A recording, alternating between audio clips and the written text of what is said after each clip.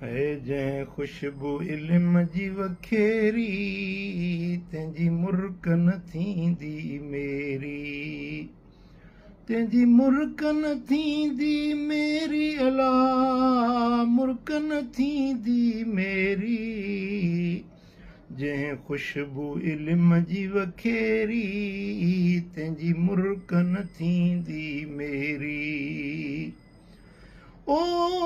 उस्तादनि मान वॾो आहे उहो लुत्फ़नि वारो लॾो आहे ना क़दुरु करे सो जॾो आहे ना क़दुरु करे सो जॾो आहे तदरीस आहे ख़सलत ख़ैरी तंहिंजी मुर्क न थींदी मेरी जंहिं ख़ुशबू इल्म जी वखेरी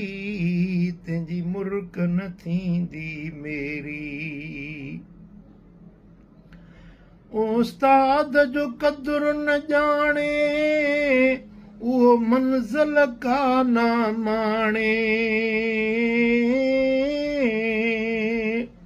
है उस्ताद जो क़दुरु न ॼाणे उहो मंज़िल का न माणे ना अॼु न उन्हीअ जो सुभाणे ना अॼु न उन्हीअ जो सुभाणे बेक़दुरु आहे ढूंढ जी ढेरी अलायर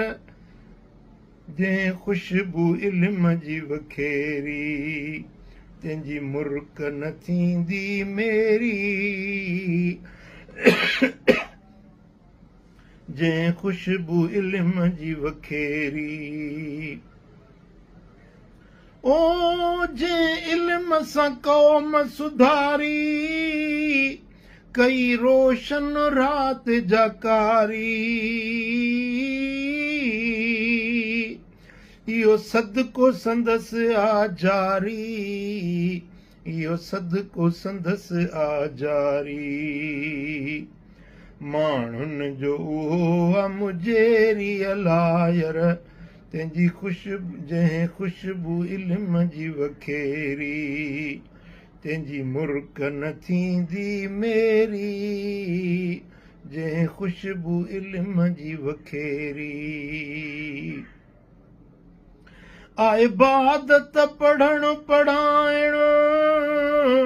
सुठो अमल आहे सिखण सेखारण हूंदो क़ाइम लिखण लिखाइण हूंदो क़ाइम लिखण लिखाइण इहा आदत आहे भलेरी अला तंहिंजी मुर्क न थींदी मेरी जंहिं ख़ुशबू इल्म जी वखेरी अला तंहिंजी मुर्क न थींदी मेरी ओ जो इल्म संदो तूं न्यारो उस्ताद जो छॾ न किनारो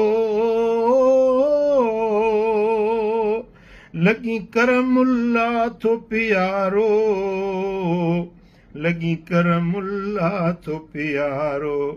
तुंहिंजी चाहत आहे चङेरी अला तंहिंजी मुर्क न थींदी मेरी जंहिं ख़ुशबू इल्म जी वखेरी पोयर मुर्क न थींदी मेरी जंहिं ख़ुशबू इल्म जी वखेरी अलायर तंहिंजी मुर्क न थींदी मेरी